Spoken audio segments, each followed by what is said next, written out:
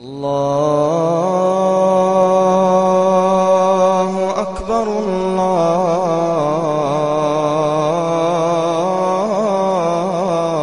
الله أكبر الله أكبر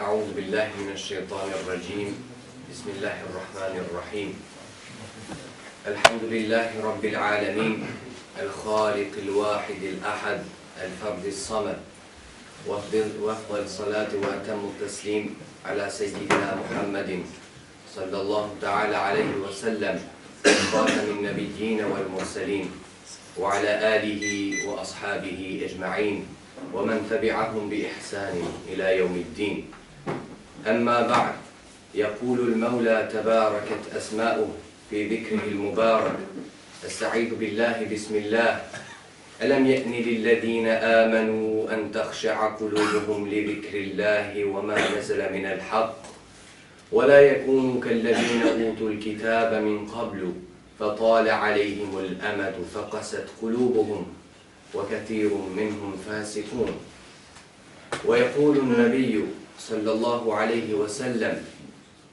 إنما ينصر الله هذه الأمة بضعيفها بصلاتهم ودعوتهم وإخلاصهم Falëndërimi qoftë për Allahun xhalleshanuhu, Zotin e vetëm, krijuesin e pashoq, atë që krijoi jetën dhe vdekjen për këtë njeri, që ta sprovoj atë, ta sprovoj këtë krijesë të tij, se kush do të jetë prej tyre më vepërmiri, që të tregoj se ai pasi krijoi këtë njeri, ja dha një rrugë, ja dha një menhexh, ja dha një program, cilin ai duhet ta ndjekë, dhe që t'ja bëj me dije se ai pa këtë program, pa këtë rrugë, pa ndjekjen e këtij sebili, siç e quan ai, rrugën e Zotit, të rrugë të drejtë, njeriu është i humbur.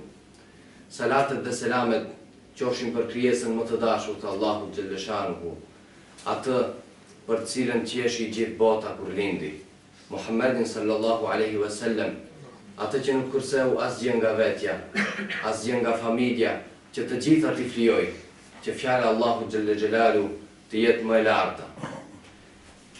Salatet dhe selamet qofshin edhe për sahabët, këta shok besnik, për tabeinët, ndjekësit e tyre, dhe gjithë ata që me ngulm mundohen që me zemrat e tyre, me veprat e tyre, me fjalët e tyre të sinqerta, të arrijnë kënaqësinë e Allahut xhelle xhelalu. Vëllezër të nderuar, e titulluam temën që sonte do të mundohemi ta shqyrtojmë njësia madhëse e vlerave.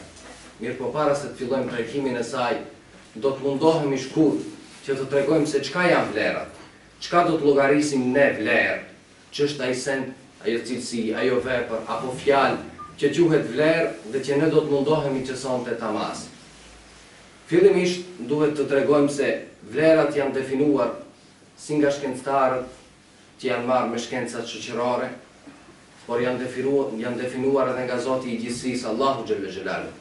Për të arritur që të kuptojmë në mënyrën më të drejtë këto dukuri shoqërore që quhen vlera, fillimisht do të tregojmë se si definohen ato në sociologji, shkencën që merret me studimin e dukurive shoqërore.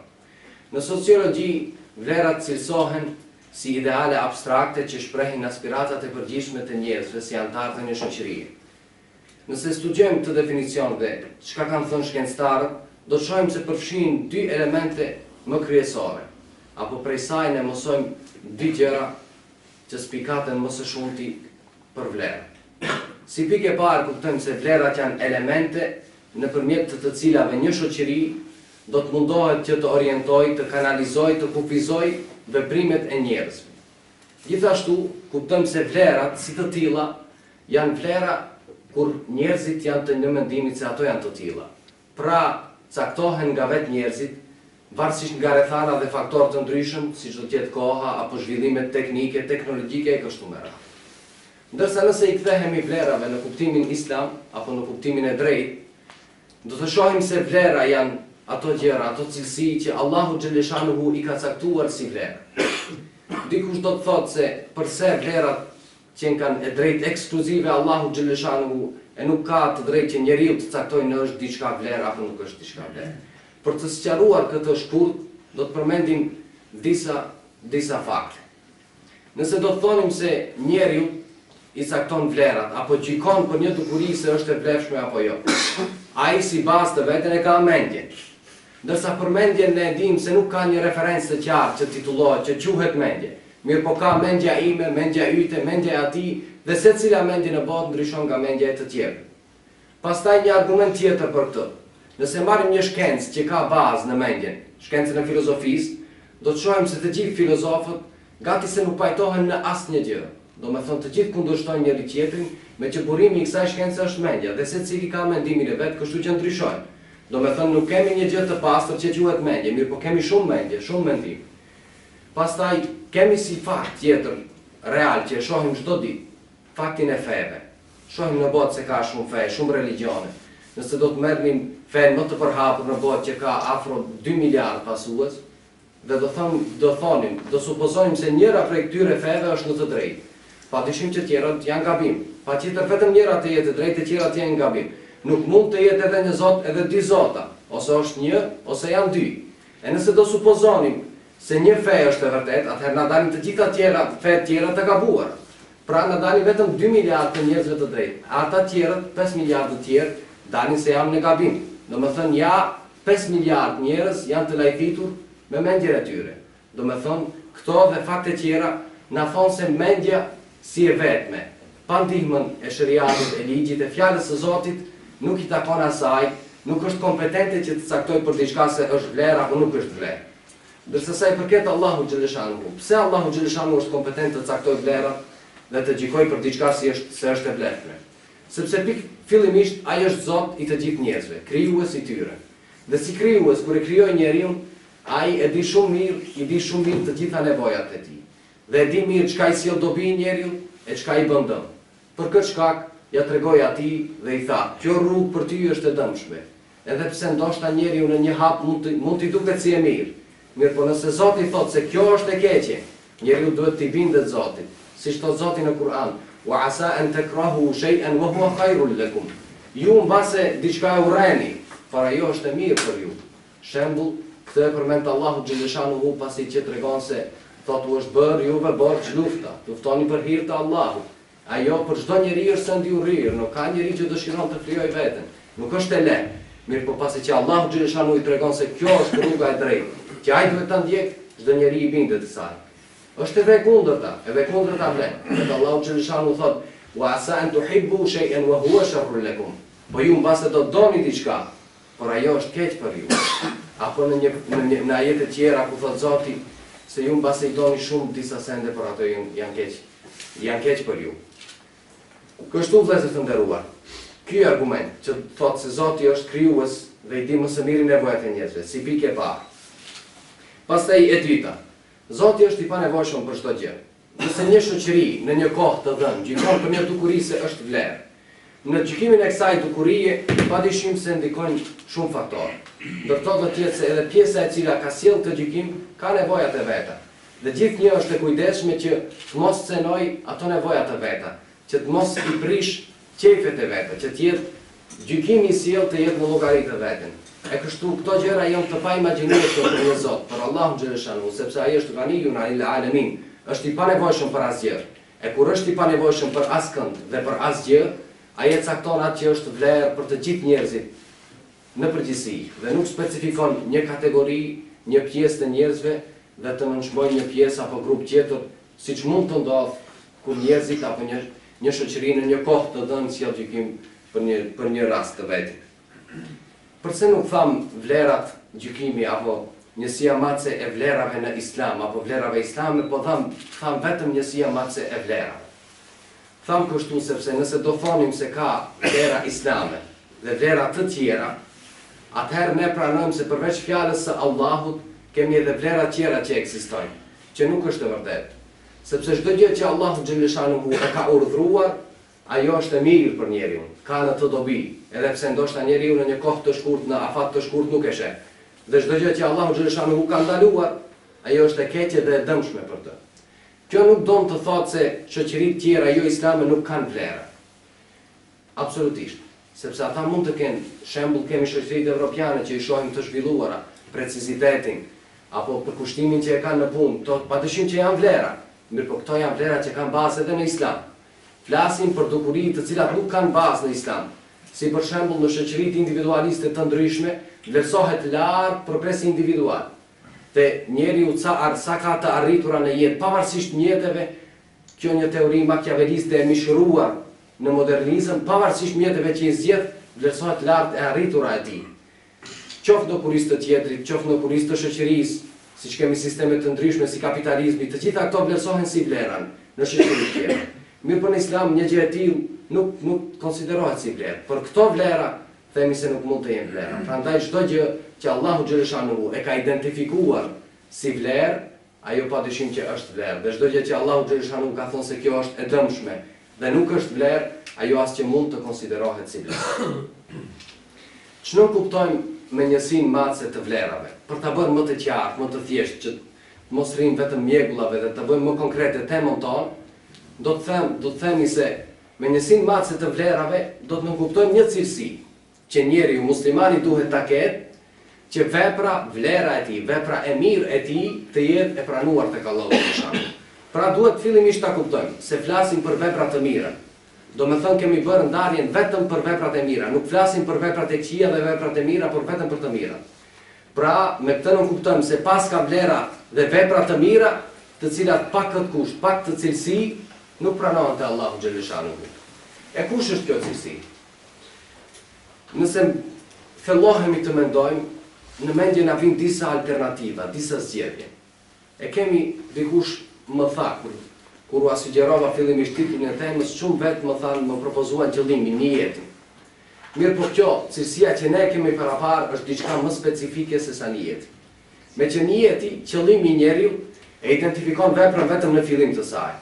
Pra, kush fillon të bëj, kush vendos të bëj një vepër, apo kategoritë e niyetit që janë 4 shkallë që i ndjek njeriu, që kur fillon vepra t'i shkojnë në mendje, pastaj kur e konsideron atë si shkallë të dytë, e treta që quhet në gjuhën arabe hem, kur fillohet ta bëj atë, dhe azmi, kur veç më e kryen atë. Niyeti ka këto 4, do të thonë para fillimit të veprës. Ndërsa cilësia që ne kemi zgjedhur, e që është sinqeriteti, ajo shoqëron veprën si në fillim të saj, kur njeriu e vendos ta kryejë, po edhe në vazhdimsi, do të thonë edhe gjatë kryerjes së veprës, ajo patjetër duhet të jetë prezente. Dhe prezenca e sinqeritetit në veprat tona është kusht i domosdoshëm që vepra të jetë e pranuar tek Allahu xhaleshanuhu.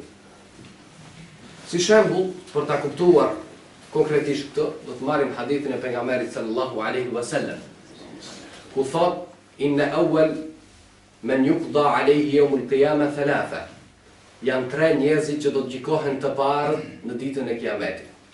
I pari thot është një njeri që ka luftuar për hir të Allahut dhe ka rënë shahid.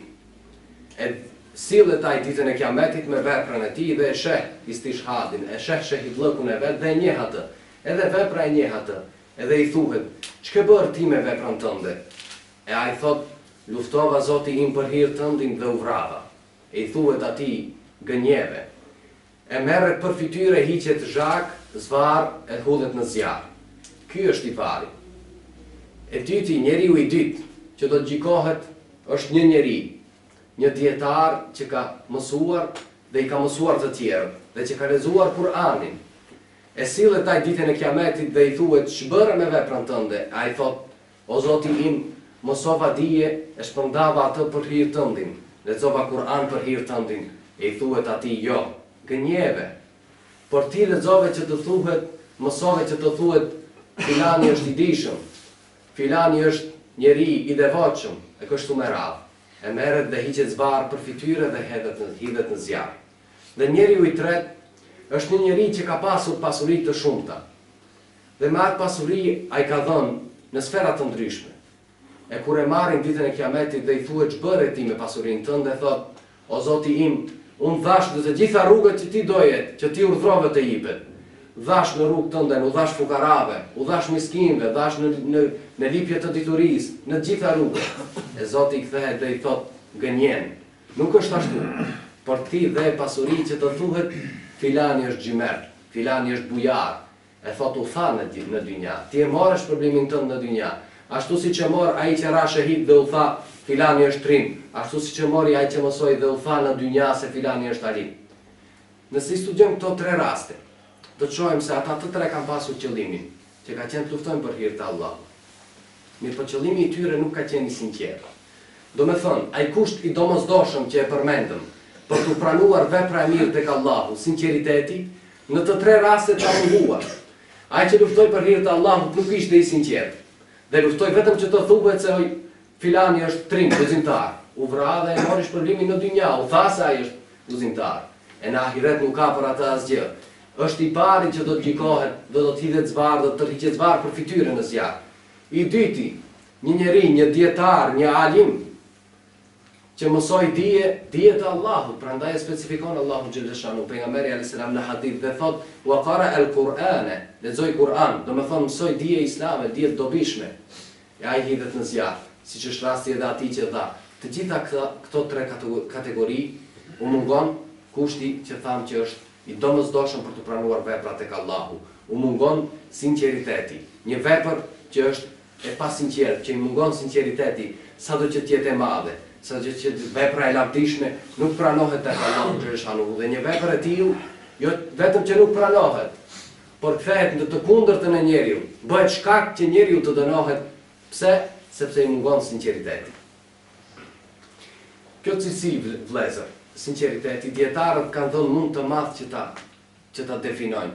Dhe të gjitha definimet kryesisht kthehen në 2 sende. Si sendi i parë është sinqeriteti kur definohet si një dukuri e zemrës. Pra, dietarët e thonë se sinqeriteti, një grup i tyre thonë se sinqeriteti është pastrimi i zemrës nga çdo njollë që mund ta përlyejë atë.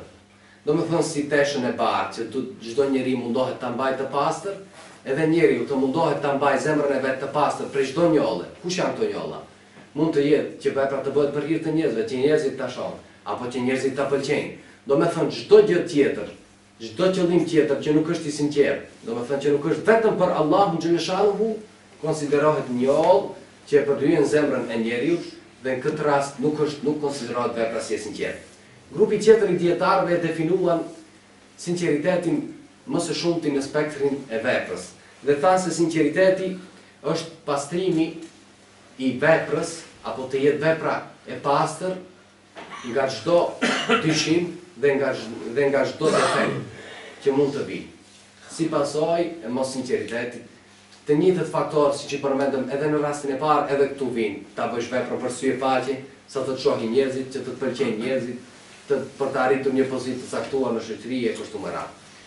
Në të 2 definimet vëllezër, në të gjitha definimeve e nxjerrim konkluzën se sinqeriteti na të jetë një dukuri që përfshin në vete si zemrën, si niyetin, si fjalët, si veprën.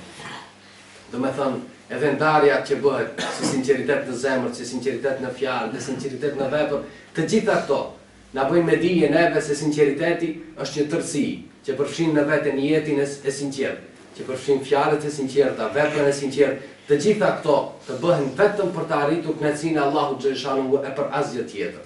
E nëse ky kusht mungon, atëherë vepra refuzohet e nuk pranohet prej Allahut xhaleshanuhu. Sinqeriteti si cilësi që e përmendëm, me që qenë kaq e rëndësishme dhe zë kaq vend të madh në akhlakun, në moralin e muslimanit, padyshim që ka edhe dobitë e veta, ashtu si në dynja edhe në ahiret. Ndër dobitë më të rëndësishme që përmendem prej sinqeritetit është se sinqeriteti është shkak për faljen e mëkateve. Cili prej nesh vëllezër nuk ka mëkate? Cili prej nesh është ai që thotë se unë nuk kam nevojë të më fal Zoti, se unë me veprën time mund të hyj në xhennet? Jo, se siç ka thënë edhe pejgamberi alayhis salam, "Lan yunjiya ahadun minkum 'amaluhu." Askush prej jush nuk do të hyjë në xhennet vetëm me veprën e tij. I thanë, "E as ti ja Rasulullah?" Po jo, tha jo asun, "Illa an yataghammadani Allahu bi rahmah." Përveç se të më kaploj Zoti me mëshirën e vet. Pra çdo njeri prej nesh ka nevojë që krahas veprave të veta të mira, të ketë edhe faljen e Allahut xhaleshanuhu, që të arrijë kështu mundësinë për të futur në xhennet. E sinqeriteti është një prej shkaqeve që Zoti mund të na falë neve mëkatet. Si shembull, do të përmendim tregimin e një gruaje zinaqare në kohën e Beni Israilëve. Një ditë prej ditësh, ajo pa një qen shumë të etur që sillej rreth rrotull e ishte gati të ngorte prej prej etjes së madhe. E mori këpucën e vet dhe zbriti në pus, e mbushi këpucën duke u ngrit, duke mbajtur këpucën në gojë, u kthye dhe i dha qenit të pi ujë. E pejgamberi sallallahu alaihi wasallam e tregon se për këtë shkak asaj janë falë mëkatet. Kur themi vëllezër se falen mëkatet, do të thonë flasim për mëkatet e mëdha, sepse të gjithë e dimë se zinaja, prostitucioni është një prej mëkateve të mëdha. E për sinqeritet, shkaku i sinqeritetit të asaj, Allahu xhaleshanuhu ja ka falë këtë mëkat të madh. Pse?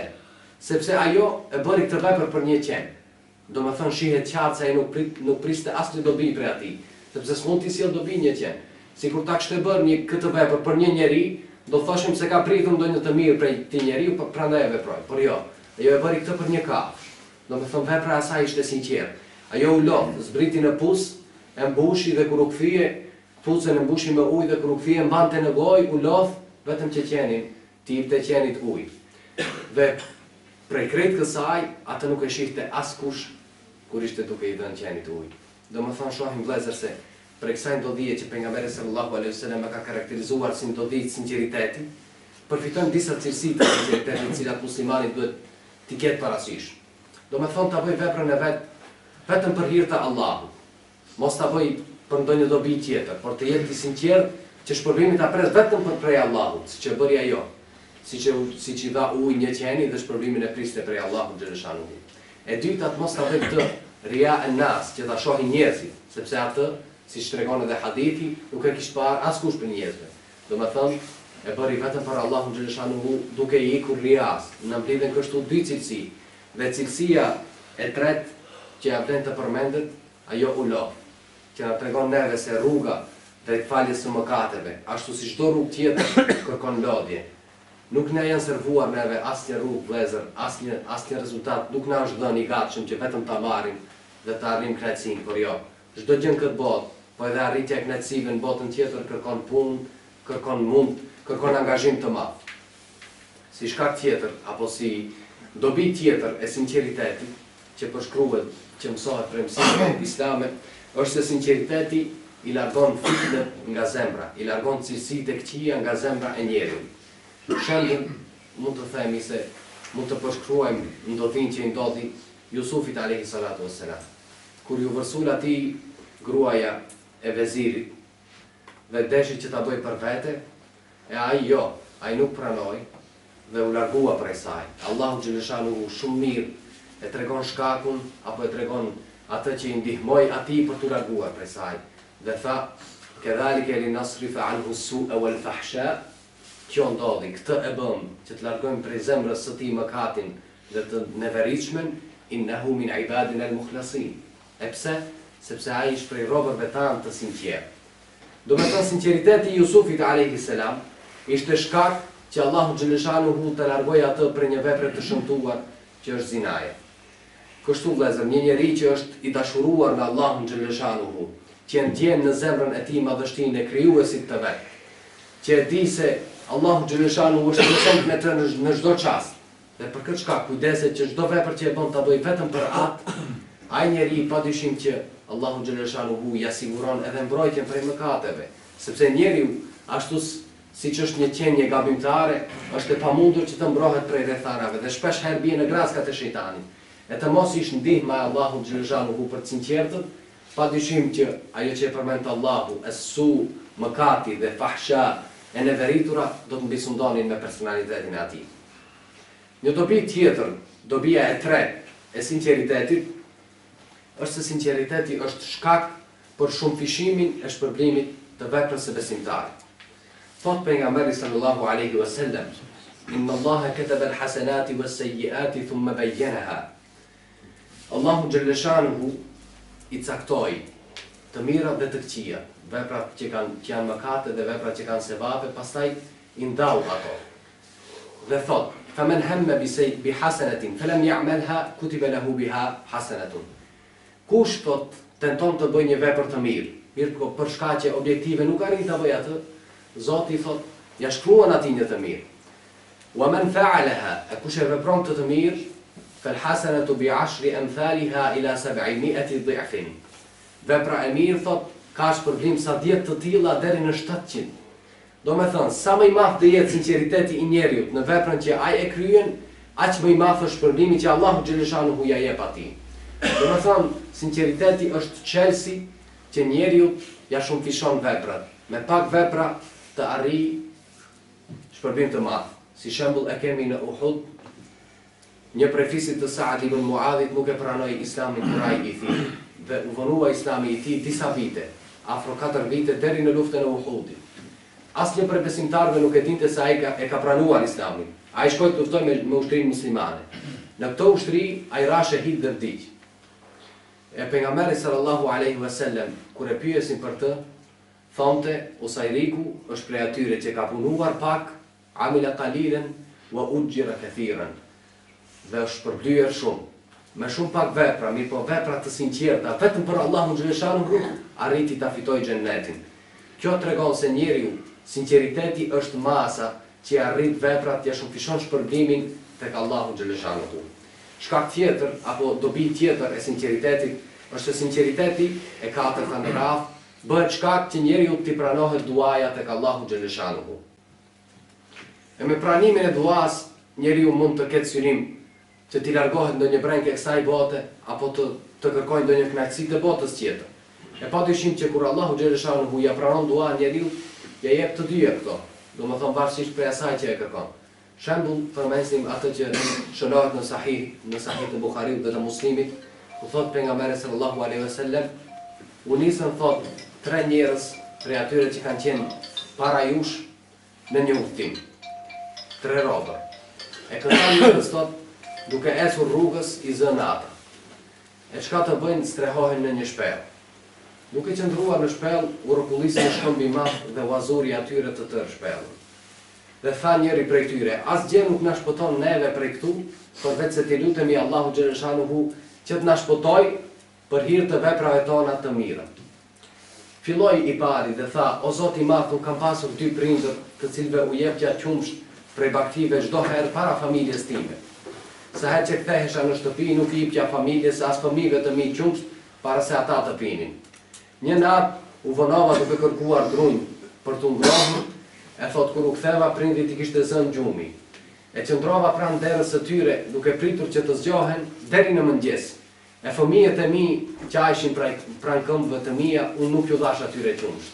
Nëse këtë e kam bërë vetëm për hir tëndin, si shtohet në Sahih të Muslimit, sepse është fjalët janë të Muslimit, transmetimi i Muslimit thot: "In kuntu fa'altu hadha ibtigha'a wajhika fafruj 'anna min hadhihi as-sakhra."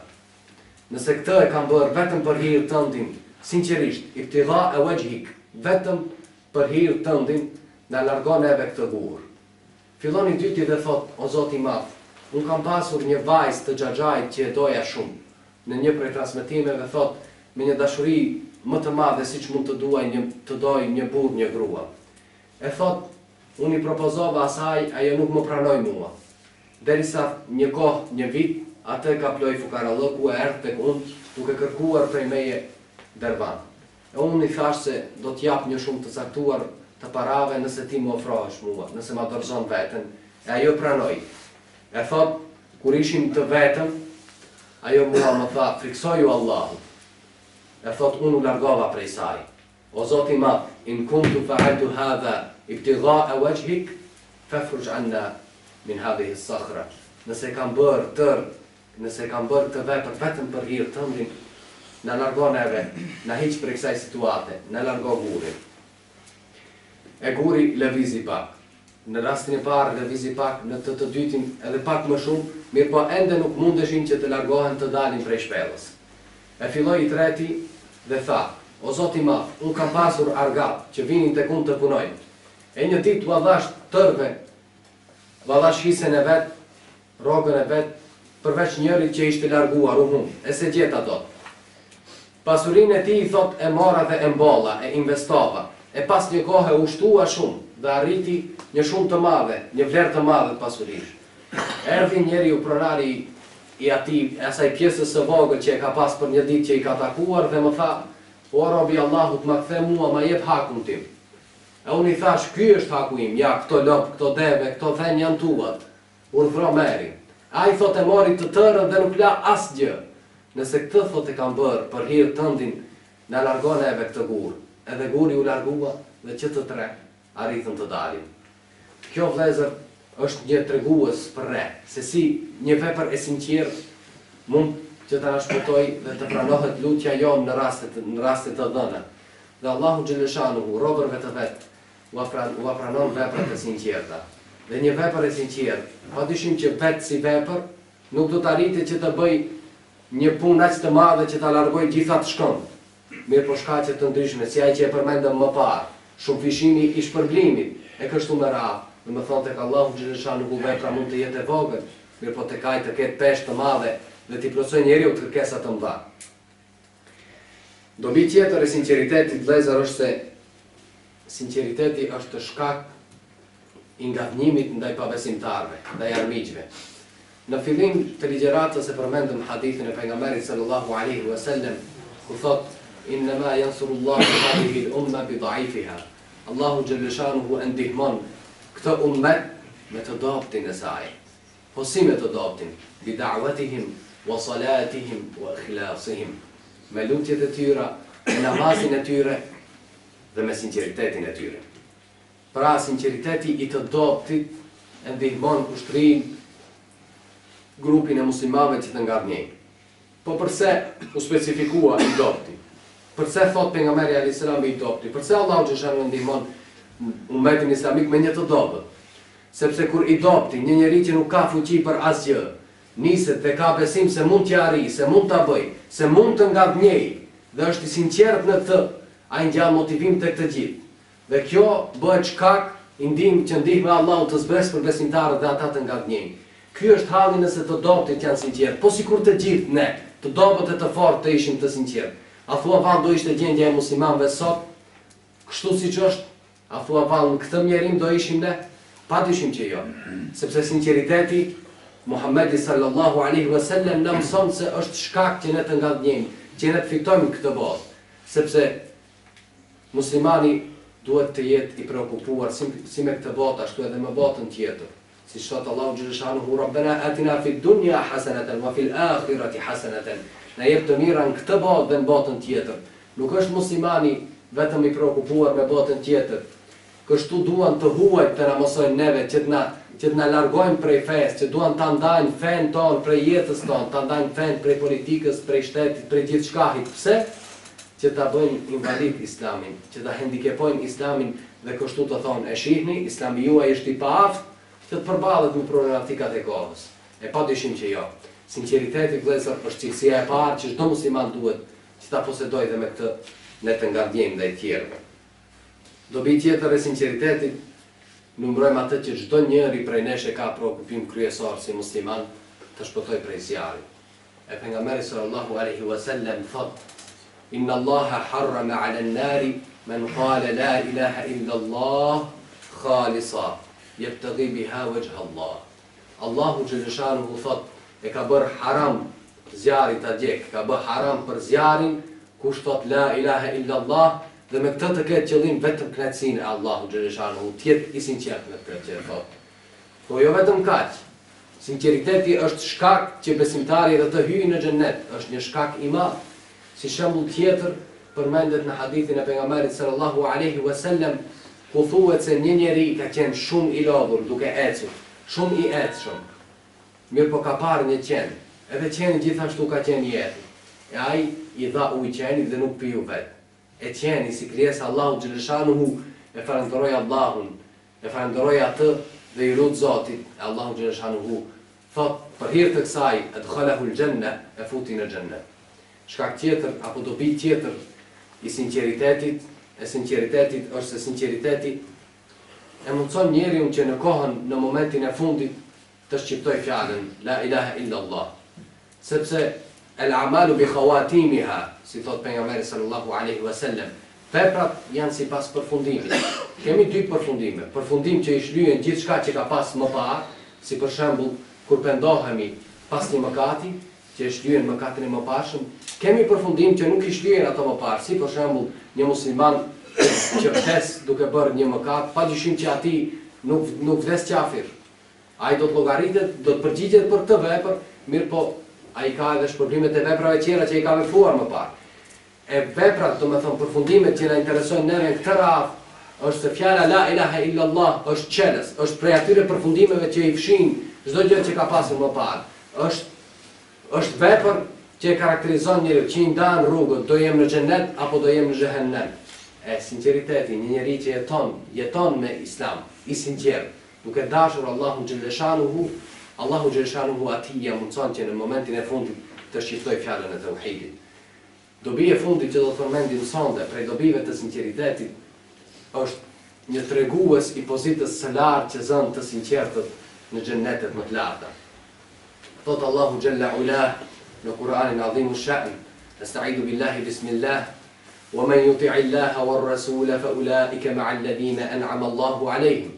E kush i bindet Allahu dhe të dërguarit, ata janë me ata njerëz që Zoti ju ka dhënë shumë mirësi, minan nabiyyin was-siddiqin wash-shuhada'i was-salihin. Me pejgamberët të dërguarit, janë me të sinqertit, janë me dëshmarët dhe janë me njerëzit e mirë. E sa shoqëri e mirë është kjo. Pra vëllezër, të jesh i sinqert, do me thonë të jesh i dyti pas pejgamberëve. Pejgamber të jesh e dim se është diçka që durohet prej Allahu xhaleshanuhu, e nuk mund të arrihet me punë. Mirë po të jesh i sinqert, të jesh më njëherë pas pejgamberëve, të jesh prej atyre që pejgamberi sallallahu alaihi wasallam e përshkruan se kur i shohin pejgamberët ditën e gjykimit, wa kanë lakmin, e thonë o Zoti i Madh, kush janë këta njerëz? Çfarë kanë bërë ta që kanë pozitë kaq të lartë në xhenetet tua? Vetëm sinqertit e arrin këtë pozitë, që edhe pejgamberët të kenë lakmi. E padyshim që kjo është një tregues mjaft. Vetëm këtë sikur ta përmendim do të mjaftonte prej dobive të sinqeritetit. Të jesh me pejgamberët, të jesh në shoqërinë e tyre, të ta kenë lakmi njerëzit më të zgjedhur të Allahut xhaleshanuhu, ata që Zoti i lëvdon në librin e tij më të lartë, emri i cilit përmendet deri në ditën e gjykimit dhe përmenden për të mirë, padyshim që është një cilësi që do e mos çdo njeri duhet të luftoj me mish e me shpirt të jap mbi veten për të arritur që ta ketë këtë cilësi brenda vetes, brenda personalitetit të vet, që të spikatet ai si i sinqert, si siddiq tek Allahu xhaleshanuhu. Sinqeriteti vëllezër në Islam nuk ka rëndësi se a e bën një vepër shumë, a e bën ndoshta më pak. Mirë po tek Allahu xhaleshanuhu një vepër e bën të madhe, siç e përmendëm edhe më parë, sinqeriteti. Veprat që bëhen shembull, kemi që ka bërë vepër, siç e përmendëm ai dietari, që ka bërë një vepër shumë të madhe. Po kemi edhe për shembull praktik që i shënon historia. Shembull, në kohën e pejgamberit sallallahu alaihi wasallam në luftën e Uhudit, ishte një njeri është quajtur Kuzman. Kuzmani ka vrarë 8 ose 9 mushrikë. Domethënë luftën e Uhudit. E kur shkuan besimtarët pas përfundimit të luftës, ta përshojnë të japin mish dhe lum ti për veprën që ke bërë. E ai ishte i plagosur e tha, jo vallahi, ma qateltu illa ala ahsabi qawmi. Nuk kam luftuar për gjë tjetër përveç se në llogaritë të popullit tim. E sikur të mos ishte kjo, thot, unë nuk do luftoja. Domethënë që nuk e ka pasur të sinqert. Qëllimi i atij ka qenë të luftoj për fanatizëm, të luftoj për fisin e vet, e jo të luftoj për hir të Allahut xhaleshanuhu. E pejgamberi sallallahu alajhi wasallam kur i tregojnë për këtë rast, thot, innahu min ahli an-nar. Kur i përmendej thot, shënon transmetimi, kur i përmendej Kuzmani, thoshte se ai është prej banorëve të xhehenemit. Ku ka vepër më të madhe vëllezër, se të vrasish në luftë 8 ose 9 mushrik, kur dihet se nuk janë vrarë shumë mushrik, do të thënë i bie një përqindje të madhe të ketë vrarë vetë Kuzmani, e prapë të jetë prej banorëve të xhehenemit. Pse? Sepse padyshim sa do e madhe të jetë vepra, kur i mungon kusht themelor për pranimin e saj, kur i mungon sinqeriteti, Allahu xhaleshanuhu nuk e do këtë vepër. Mirë po edhe kundërta, nëse një vepër është e fakt, mirë po është e sinqert, mund të arrijë çudi marramendse, siç do të përmendim jetën e Sa'd ibn Mu'adhit, një ansariu të madh, atë që historia e shënon si asnjë tjetër, sepse veprat e tij e bën të pavdekshëm në kujtimin e besimtarëve, në zemrën e çdo të devotshmi, si një personalitet që duhet të ndiqet, si një shembull që të jep virtyte të larta, si një shembull që të jep qelsin e xheneteve adn. E ky Sa'd ibn Mu'adhi e pranoi Islamin në vitin e 12 të shpalljes, në beslidhjen e parë të Akabes. Në kohën e haxhit, në vitin e 12, ku shkoi një delegacion, Musab ibn Umairi ishte ambasadori i parë i dërguar prej pejgamberit në Medinë, e në dorë të Musab ibn Umairit, Sa'di e pranoi Islamin. për të mos u zgjatur shumë, Saadi në këtë kohë ishte i pari i fisit të vet. Dhe i thirri njerëzit, dhe i tha, o ju njerëz, si e dini pozitën time ndër ju? Ata i thanë, më i miri jonë, më i mençuri jonë.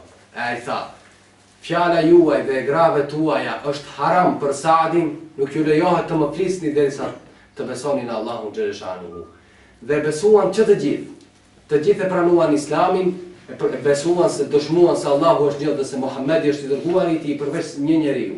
Atij që e përmendëm më parë, që u vra në Uhud, Usajriku, që thot pejgamberi se ka punuar shumë e ka marrë shpërblim të madh.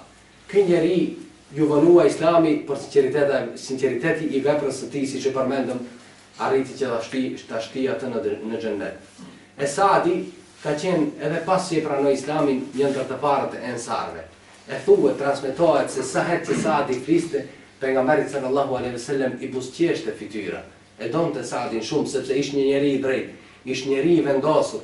E në luftën e Hendekut, kur muslimanët mbetën në pozitë të vështirë dhe u propozoi pejgamberit që t'ua japin 1/3 e hurmave që provonte Medinja fisit Ghatafan dhe 1/3 një fisit tjetër që të largohen dhe kështu mbase do shpotonin besimtarët, Saadi dhe ensarët tjerë i thanë, o i dërguari i Allahut, ne nuk u kemi dhënë atyre asnjëherë hurmë në xahiljet, ku nuk besonim Allahun përveç se na vlejnë atë ose kur vinin si mysafir. E asnjëherë nuk do t'ua japim tani kur e dim se jemi në rrugën e drejtë kur besojmë Allahun xhaleshanuhu. Edhe në këtë rast pejgamberi sallallahu alaihi wasallam i buzëqeshi fytyrat sepse i pëlqeu vendosmëria e Saadit. Ishte Saadi ai që në luftën e Bedrit, kur mbetën muslimanët dhe pejgamberi i konsultoi, tha, nëse ti nisesh përdej këtij deti e këtyre kodrave, ne do t'jemi pas teje, ne do t'vim pas teje, ne do t'luftojmë për hir të Allahut xhaleshanuhu. E Saadi ibn Muadhi në luftën e Beni Kurejtës, kur pejgamberi sallallahu alaihi wasallam pas luftës përfundimit së luftës së Hendekut, kur mbetën në një pozitë mjaft të vështirë, nga të gjitha anët ishin të rrethuar të armiqët, Allahu xhaleshanuhu u ndihmoi duke i larguar mushrikët, e urdhroi e i tha, shko te Beni Kurejda. E i tha Gjibrili, o Muhammed, a e ke nxjerrur përzmarrjen tënde e melekët ende si kanë lënë armët në tokë. Shko te Beni Kurejda. E pejgamberi tha, mos e fal askush i qindin përveç se te Beni Kurejda. E u nisën për te Beni Kurejda. E kur i nënshtruan Beni Kurejda si jehudët u dorëzuan, pejgamberi sallallahu alaihi wasallam i erdhën një grup prej fisit Aus. Dhe i thanë, o i dërguari Allahut, këta kanë qenë aleatët tonë në xahiljet. Si u mirë me ta? E pejgamberi sallallahu alaihi wasallam tha, a jeni të kënaqur që për ta të gjykoj njëri prej jush? Ato thanë po. A jeni të kënaqur me Saadi ibn Muadhin? Thanë patjetër që po, të gjithë e dinin të parin, më të mirin, kush nuk mund të ishte i kënaqur me Saadi ibn Muadhin? Edhe e thirrën. E Saadi ishte plagosur dhe ishte prerë një vend gjatë luftës së Hendekut dhe kishte gjakderdhje të madhe, për këtë shkak nuk ishte prezantuar në luftën e Beni Kurejtës. E duke u afruar Saadi e pa njerëzit të vinin dhe vrapuan pas tij, i thanë, o Saad, sillu mirë me aleatët tanë se pejgamberit ka caktuar ty gjikues. Derisa shumë njerëz që u afruan, shumë filluan t'i thonë, e Saadi e shprehu qëndrimin e vet që la të kuptonte se çdo të vendoste, tha, laqad ana li Sa'din, ka erdhur koha për Saadin, alla ta'khudhahu lawmat la'im. E tregoi edhe një herë personalitetin e tij që e bëri shembull në historinë islame që të përmendin deri në ditën e gjykimit. Vendosmërinë e tij dhe tha, ka erdhur koha që Saadi mos i trembet syri për asnjë kërcënimi të asnjë armiku. E kur hyri, pejgamberi sallallahu alaihi wasallam tha, "Qumu li sayyidikum", çohuni në këmbë për të parin tuaj. Çfarë respekti të madh, i dërguari i Allahut të urdhroi të ngrihen në këmbë të gjithë për të nderuar ty. Kjo e tregon vlerën dhe pozitën e Saadit. E Saadi tha, a është gjykimi këtu i zbatueshëm për jehudët? Thanë po. Tha edhe për muslimanët? Thanë po. Tha, a edhe për të gjithë që janë këtu? Dhe shikoj ka pejgamberi sallallahu alaihi wasallam, e pejgamberi alaihi salam tha po, edhe për mua.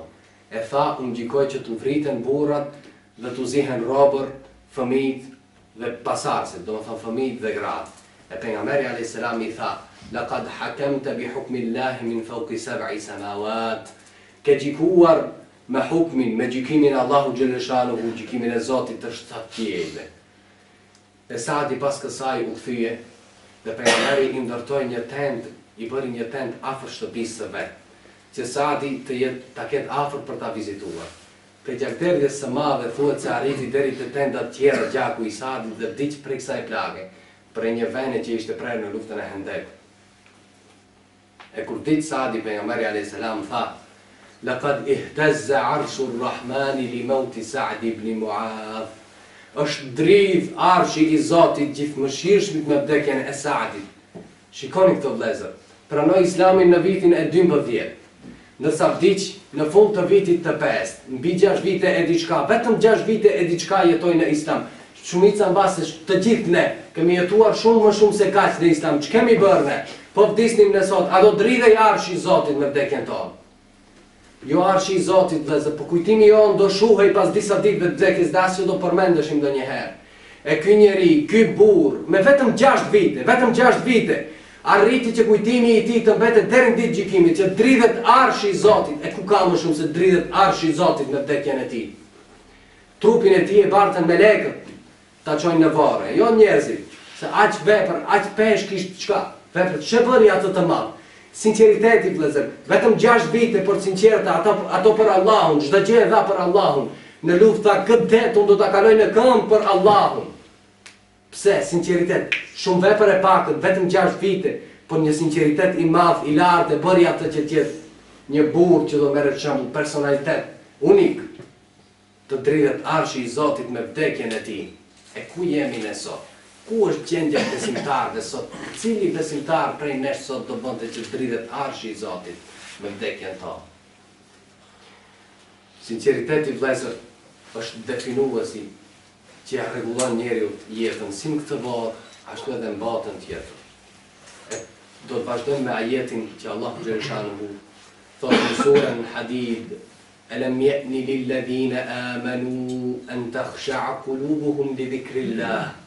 A nuk erdhi koha ma që këtyre besimtarëve të dridhen zemrat me përkujtimin e Allahut, wa ma nazala min al-haqqi, dhe me këtë Kur'an që çdo ditë e kanë pranë vetes, që në të e kanë qelsin e çdo problemi, e çdo sendi, çdo gjë që mund të vi pranë vetes. A nuk ka erdhur koha që ne të kthehemi këtij Kur'ani? ولا يكونوا كالذين أوتوا الكتاب من قبل فطال عليهم الأمد فقست قلوبهم.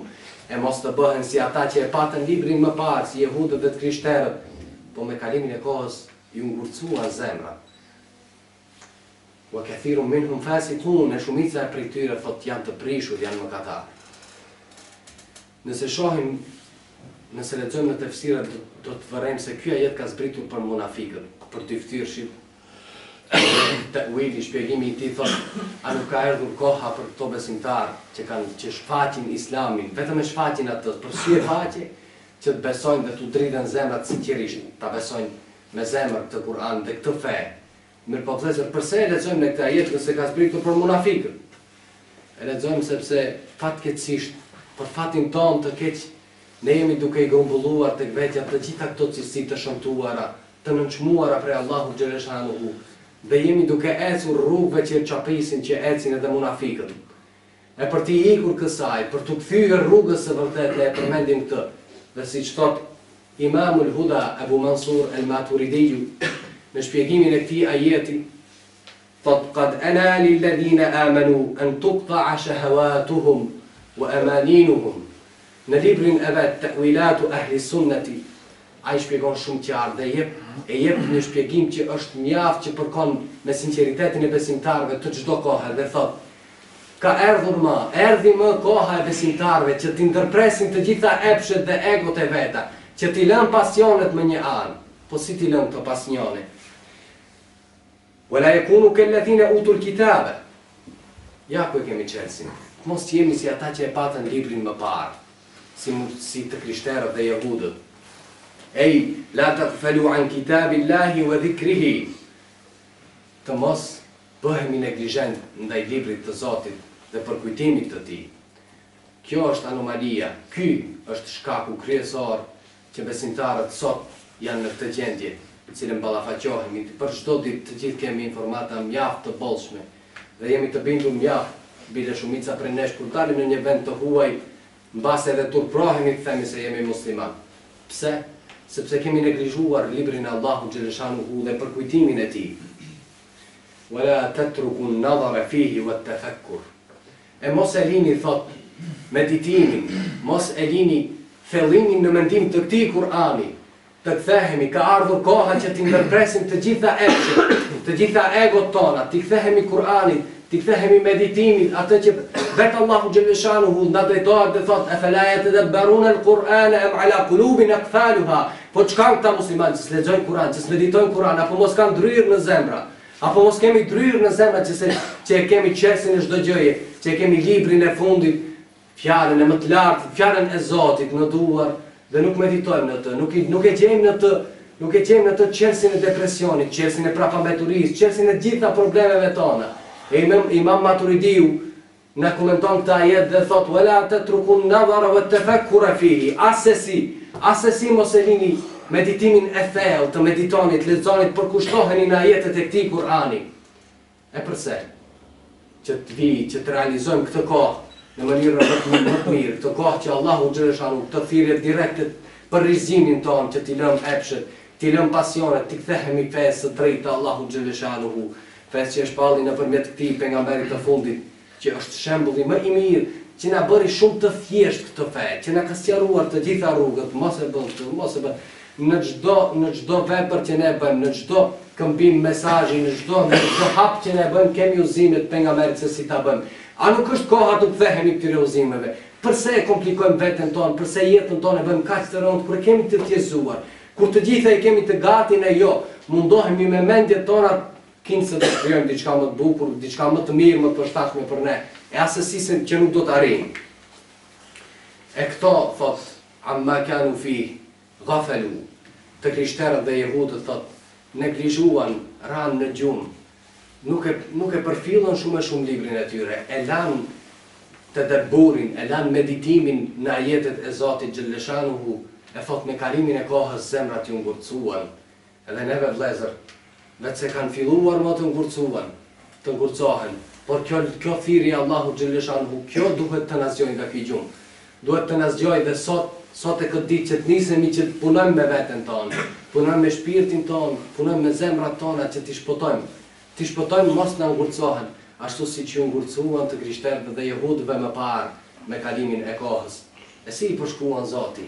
Njërë për ata si i përshkruan Zoti, wa kathirun minhum fasiqun, shumica e tyre janë të prishur e Zoti, kur Zoti jep një gjykim për një popull se është i prishur, ai popull asnjëherë nuk do të gjejë dritën e udhëzimit, përveç se nëse i ndjek rregullat e Zotit, të dalë nga umbrella e të qenit si popull i prishur. E ne vëllezër duhet që të ndjekim rrugën e Allahut Gjellëshanuhu, t'i kthehemi sepse ka erdhur koha, t'i kthehemi librit të Zotit, t'i kthehemi udhëzimit të Zotit, e të mos bëhemi si të devijuarit, po t'jemi të udhëzuar. E si bëhet kjo? Kjo bëhet vetëm me sinqeritet, që t'i kthehemi sinqerisht, sepse shumica prej nesh të gjithë jemi, elhamdulillah, jemi Muhammeda e Ahmeda, por kur vjen puna të islamit, të praktikimi i islamit të gjithë ne, në një mënyrë të madhe, dikush më shumë e dikush më pak, neglizhojmë dhe nuk i zbatojmë urdhrat e Allahut Gjellëshanuhu. E padyshim se sinqeriteti i Saadit, sinqeriteti i ashabëve, sinqeriteti i besimtarëve është ai që duhet të mbisundojë në zemrën tonë. Ta mbajmë zemrën tonë ashtu të pastër, siç kanë thënë dietarët, prej çdo njolle, si tesha e bardhë, ta ruajmë që të mos na njolloset, t'i ruajmë veprat tona, të mos i bëjmë për sy e faqet, mos i bëjmë ti shoh filanit, mos i bëjmë ti shoh fallani. Boll më e kemi me vepra për sy e faqësi, vëllezër. Boll më punuam që të arrijmë individualisht. Boll më na mashtroi trendi botrori, globalizmit, trendet e zhvillimit teknologjik, teknik të mëdha, që na thonë se qendra e çdo gjëje duhet të jetë vetë individi dhe egoja, epshi i tij. Ne nuk jemi robër të epsheve, ne duhet të jemi shumë më shumë se kaq. Ç'jemi ne përveç se kafsh nëse ndjekim epshet tona, vetëm nëse ham dhe kënaqim epshin.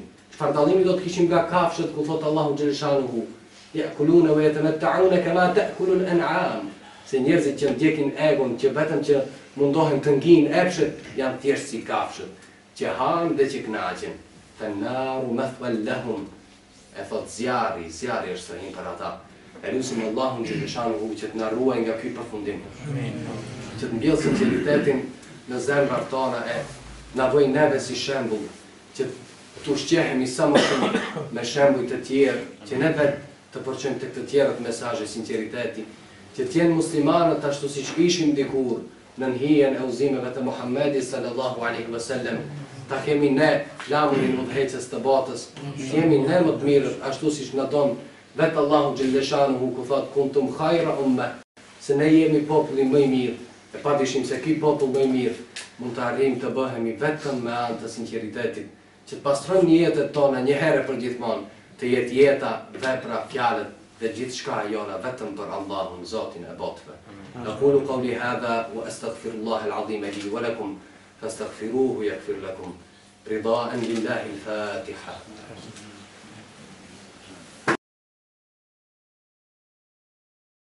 الله